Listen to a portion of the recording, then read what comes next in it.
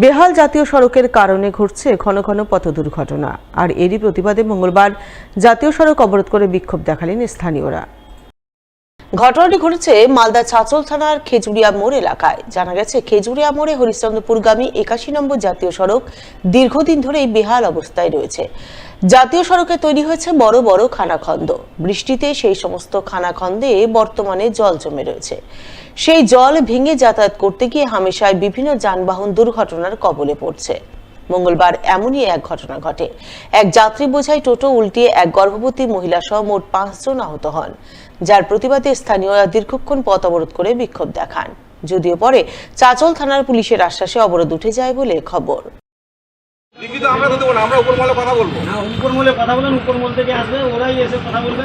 আরে দাদা, ওটাই তো বলছে স্যার, ওটাই বলছে কথা বলে আপনাদের বললাম এটা ব্যবস্থা করবো। তাছাড়া রাস্তা অলরেডি আজকে থেকে কাজ শুরু হয়ে গেছে, এটা কমপ্লিট হয়ে যাবে, পুরো রাস্তাটা পুরো ভালো হয়ে যাবে।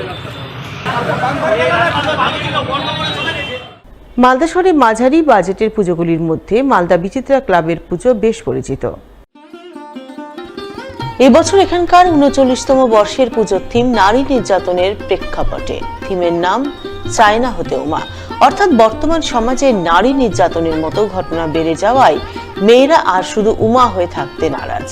এই ভাবনায় ফুটিয়ে তুলছেন পুজো উদ্যোক্তারা। সেই মতো তৈরি হচ্ছে প্রতিমা ও পুজো মণ্ডপ। উদ্যোক্তাদের আশা, তাদের এই ভাবনা নজর কাড়বে দর্শনার্থীদের। মালদা বিচিত্রা ক্লাব ৩৯তম পূজা এই বছরের থিম আমাদের চায় না হতে উমা, এই বিষয়টা তুলে ধরা হচ্ছে।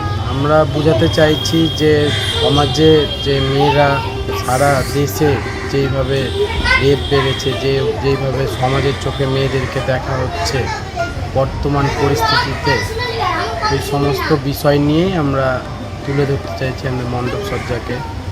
মেয়েরা যে অত্যাচারিত হচ্ছে এই সমস্ত বিষয় তুলে ধরতে চাইছি।